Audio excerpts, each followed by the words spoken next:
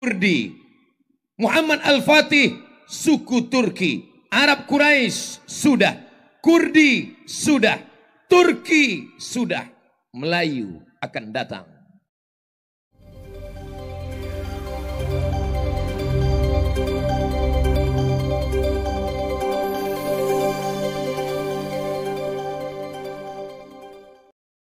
Itu kita ajarkan anak-anak kita bahwa dalam fikih tidak hanya fikih taharah, tayamum, wudu, membasuh hidung, membasuh muka, istinsyak, madmadah. Tidak hanya kita ajarkan kepada generasi kita akan datang bahwa Islam ini hanya membahas masalah darah, hanya membahas masalah sembelihan. Islam tidak hanya membahas masalah nikah, tapi Islam juga membahas masalah jihad, masalah fiqhud daulah, masalah fiqhus siyasah. Karena dengan itu kita sedang mencetak, membentuk generasi akan datang. Generasi-generasi Salahuddin Al-Ayyubi. Generasi-generasi Muhammad Al-Fatih. Dulu yang membebaskan Palestin adalah Sayyidina Umar bin Khattab. Selesai Umar bin Khattab, datang Salahuddin Al-Ayyubi. Berakhir masa Salahuddin, datang masa generasi Muhammad Al-Fatih. Tiganya mewakili suku bangsa di dunia. Umar bin Khattab, Arab Quraisy. Salahuddin Al-Ayyubi, suku Kurdi. Muhammad Al-Fatih, suku Turki. Arab Quraisy sudah. Kurdi sudah. Turki sudah. Melayu akan datang. Jangan lupa. Melayu akan bangkit, akan datang. Sebab kita belum pernah mendapat giliran itu. Kurdi sudah. Quraisy sudah. Arab sudah. Afrika sudah. Bila Afrika diberikan Allah, manakala hijrah yang pertama bukan ke kota Al-Madinah Al-Munawwarah. Hijrah pertama ke Afrika. Negeri itu bernama Abyssinia. Abyssinia adalah Ethiopia. Ethiopia dulu adalah negeri yang pernah berkuasa. Di antara sebab Nabi salat gaib ketika Najasyi penguasa Ethiopia meninggal dunia. Nabi kumpulkan sahabat. Nabi salat. Jenazahnya tak ada. Sebab jenazah tak ada, itulah maka disebut dengan salat gaib. Kenapa? Karena Nabi mendoakan Najasyi. Apa jasa Najasyi terhadap perjuangan Islam? Kerana Najasyi memberikan perlindungan kepada rombongan Ja'far bin Abi Talib, saudara kandung dari Ali bin Abi Talib yang hijrah, mendapatkan perlindungan oleh Najasyi. Afrika sudah pernah, Quraisy sudah pernah, negeri Syam sudah pernah, tapi negeri Melayu insya Allah bangkitkan semangat itu. Begitu yang diajarkan oleh ayahanda dari Muhammad Al-Fatih. Saat dia memandikan anaknya, apa yang dia katakan? Wahai anakku, di seberangmu ada kekuasaan yang besar. Aku ingin nanti sampai masanya, engkau remaja, engkau dewasa, engkau akan merebutnya, engkau akan bersyahadat di sana. Semangat yang diberikan oleh seorang ayah, itulah yang dikenang sepanjang zaman oleh seorang anak.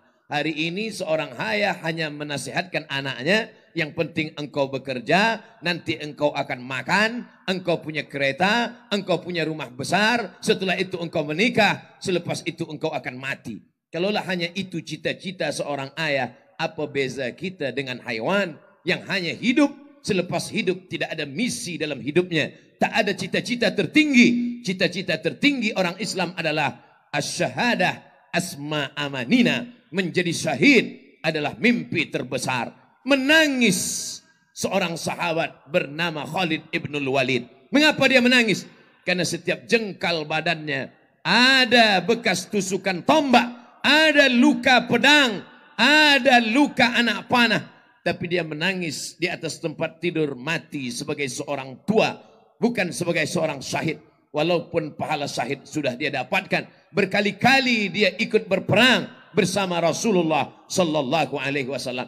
Syahid kita sekarang adalah syahid menuntut ilmu. Man kharaja fi talabil ilmi, siapa yang keluar rumah menuntut ilmu, fahuwa fi sabilillah, maka dia termasuk orang yang berjihad fi sabilillah hatta yarji'a. Yang pertama, maka hendaklah orang Islam punya kekuasaan.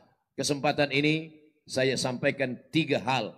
Yang pertama, umat Islam mesti menggenggam tampuk kekuasaan. Sudah habis 20 menit. Di mana-mana saya tetap sampaikan tazkirah 60. 20, 20, 20. 60 menit sesuai yang tertulis, 600 ml. Yang kedua, kalau umat Islam punya kekuasaan seperti yang pernah ada di tangan Umar bin Khattab, yang pernah ada dalam tangan Salahuddin Al-Ayyubi, yang pernah ada dalam tangan Muhammad Al-Fatih, maka apa yang membentuk orang yang akan berkuasa di masa akan datang ini tidak lain tidak bukan adalah pendidikan. Muhammad Al-Fatih tidak mau membaca Al-Quran, tapi ayahnya keras. Datang ayahnya, dia panggil ulama 2 orang. Yang pertama bernama Aga Syamsuddin, yang kedua bernama Maula. Yang kedua adalah pertama Aga Syamsuddin, yang kedua Maula. Lupa nama Maula apa. Maka datanglah 2 orang ini membentuk pikirannya, akidahnya, ilmunya, fikahnya, sehingga dia menjadi seorang yang alim. Berapa umur dia saat dia menaklukkan Konstantinopel? Umur Muhammad Al-Fatih berumur 21 tahun. Jadi kalau ada orang berpikiran Muhammad Al-Fatih berkuasa masa itu dia sudah janggutnya memutih, dia sudah tua. Kalau sudah tua apa yang boleh kita buat? Oleh sebab itu pemuda-pemuda belia yang berumur belasan tahun. Kalau dulu sahabat Nabi bernama Usamah bin Zaid. Usamah bin Zaid saat diangkat Nabi menjadi panglima perang. Berapa umurnya? 18 tahun. Zaid bin Thabit saat diangkat Nabi menjadi translator, penterjemah surat-surat Nabi. Dia terjemahkan ke dalam bahasa Arab. Berapa umurnya? 15 tahun. Abdullah bin Abbas masa Nabi meninggal dunia, berapa umurnya? 15 aman, 15 tahun. Anas bin Malik ketika Nabi meninggal dunia, berapa umurnya? 20 tahun. Khadimtun Nabi 10 sinin.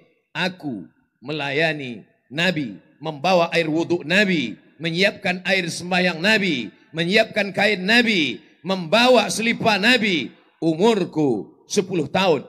Diserahkan oleh ibunya. Lalu kemudian dia dibesarkan selama 10 tahun. Khadimtun Nabi 10 sinin. Aku bersama Nabi 10 tahun. Maka saat Nabi meninggal umur dia 20 tahun. 15 tahun, 18 tahun, 21 tahun. Mereka adalah pemuda-pemuda belia-belia Islam yang dididik mengikut pendidikan